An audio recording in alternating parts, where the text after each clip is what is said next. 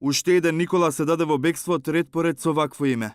Презимињата им се поврзуваат последователно според азбучниот ред во македонската азбука.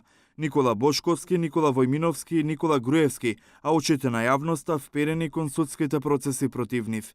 За Војминовски, кој избега вчера, МВР распиша меѓународна потерница, а Скопското обвинителство образложи дека домашниот притвор му го одобриле поради лошата здравствена состојба.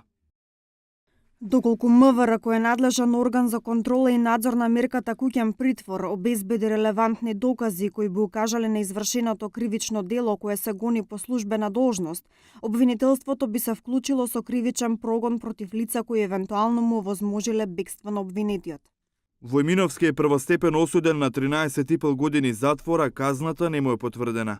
Тој е обвинет за обидот на убиството на пратеникот Зиедин Села. Паралелно сведочеше и за собраниските инциденти, кои меѓу првите го откри неуспешниот план за прогласување на војната состојба на 27 април.